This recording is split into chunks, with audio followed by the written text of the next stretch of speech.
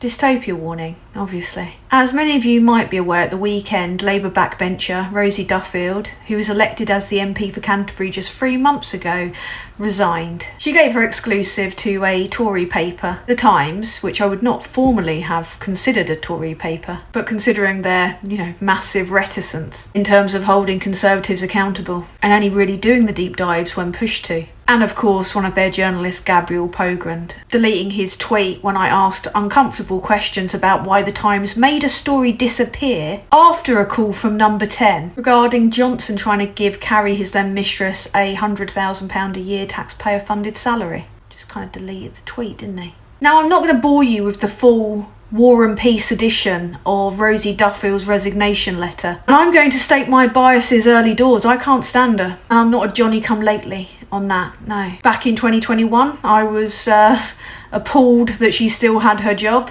Why?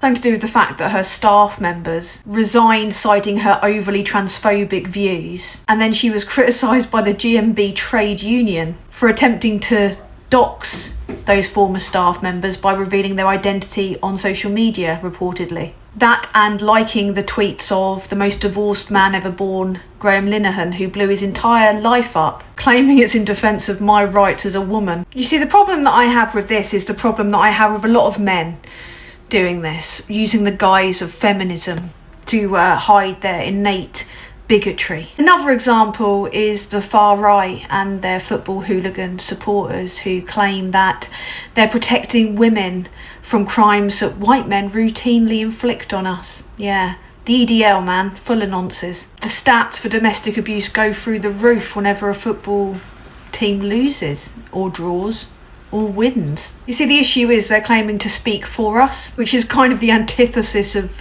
women's rights generally, having men weaponise the worst things that we suffer as a way to further their ends. And then the gender-critical women sticking the boot in, alongside accounts that were celebrating migrant hotels being burnt down. Because for them, it's not really about what we suffer. It's about using us as a vehicle to be terrible human beings. I will never have anyone attacking the trans community whilst daring to claim it's to protect me. What they need to do is focus on the violence epidemic that exists in men, cis men. I don't take steps every day to protect myself from trans people. I take steps every day to protect myself from the chance that a man might harm me. But they can't use that to justify their transphobia or racism, can they? Because they're the demographic most likely to hurt us. Stop using what women suffer to inflict harm on people that deserve dignity and respect, because it's fucking disgraceful.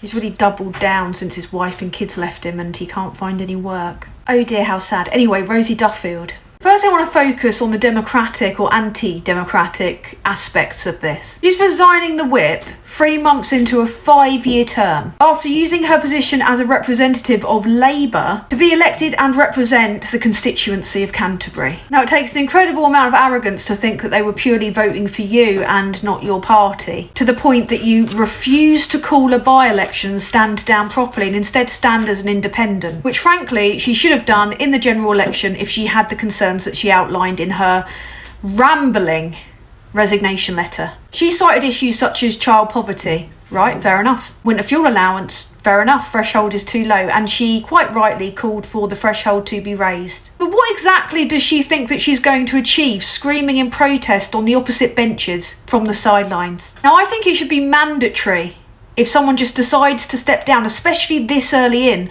for a by-election to be triggered. Presently, the only way that a by-election can be recalled is through a recall petition. But if she's not shown to have broken the rules or the law, it's frankly just up to her. Her constituents don't get a say in any of this. And much of this seems to be about her own grandiose sense of self-importance than the people of Canterbury, a number of which are not happy about her decision. But they're powerless because they elected her literally 3 months ago. So for the next 5 years, she's going to be paid over £91,000 to essentially sit in the House of Parliament as a protester. She was elected in a general election when Labour were pretty much guaranteed to be the next party of government. And now she's going to be paid by all of us to just serve her own interests. Now, one of the key areas in her, again, excessively long resignation was about how unfair it is that Keir Starmer's accepting donations, right? Like gifts. Well, turns out there's a fair amount of hypocrisy there, Rosie. Was it serving the interests of Canterbury when you took the hospitality seats at the Open, or the £10,000 donation from a private donor this year, or in the year 2020 to 2021, the £232,539.44 in expenses. And what about the £1,000 from Unheard, the right-wing publication, funded in part by Paul Marshall, the GB News backer and new owner of The Spectator, described as a bored millionaire that's buying up Britain's right-wing media, founded by Tim Montgomery, who also founded Conservative Home, for whom Rosie Duffield has written articles like this and also appeared a number of times on GB News, many of which are supporting her. In fact, most of the worst people imaginable are supporting Rosie Duffield. I've seen a number of accounts with "Stop the Boats" as their pinned tweet, praising Rosie Duffield, along with a bunch of second-rate GB News presenters and a number of Tory MPs like James Cleverly. I'm not sure it'd be considered massively feminist to accept the support of a man who joked about sedating his own wife. Nor is it particularly feminist or supporting the sisterhood to break lockdown restrictions to meet with your lover who was still living with his wife. Now, the reason I'm citing feminism and women's rights is because that's something that Duffield and her associates claim is the actual basis for demonising and ridiculing the trans community. Rosie has said some things that could be considered transphobic. J.K. Rowling, who swore at Nadia Whittome in defence of Rosie Duffield, puts out tweets that could be considered extremely transphobic. The supporters of all of those people are some of the most extreme people that you're ever likely to encounter online. They dox, they slander people, and any woman, myself included, who isn't trans exclusionary and is intersectional in her feminism has SA wished on them, and a tidal wave of abuse from the acolytes of Rowling, etc. She's regularly appeared on channels that are hostile to the trans community, and politicians and news presenters that I've mentioned have been more than willing to use a vulnerable community of people as red meat in their culture wars, which has led to an increase in hate crimes towards trans people who are already at a very high risk of suffering that,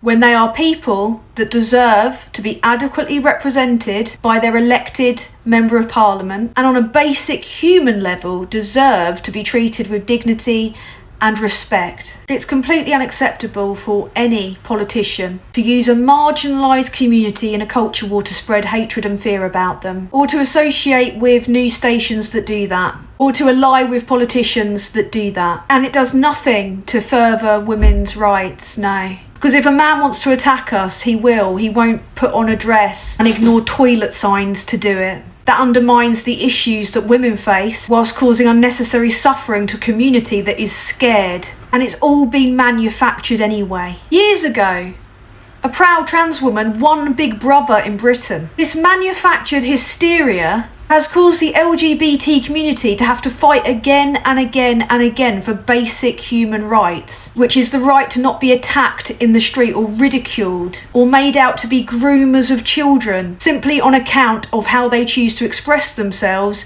their gender identity, or who they choose to love. I feel politicians like this set that cause backwards, and it causes unbelievable harm to those communities. Another reason that Rosie Duffield cited that she would have to step down from the job that she was elected to do for Labour 3 months ago was the winter fuel allowance. She abstained on that vote. Now a bunch of people who suddenly understand what donors are and what whips do, because we have a Labour government in charge when they were ignoring that for the last 14 years and the last lot were undermining all our parliamentary processes, are saying, oh, well, she'd have had the whip taken away. Why would that matter if she was going to resign anyway? Why didn't she take a stand on the winter fuel allowance if that's what it's really about? If it was really about donations, why did she accept a 10,000 donation this year from a private donor? And if it was about gifts, why did she accept gifts herself? Why did she claim such high expenses? And why, if she cares about child poverty, did she cast herself into insignificance where she can't even make a difference? People are talking a lot about legitimate questions nowadays.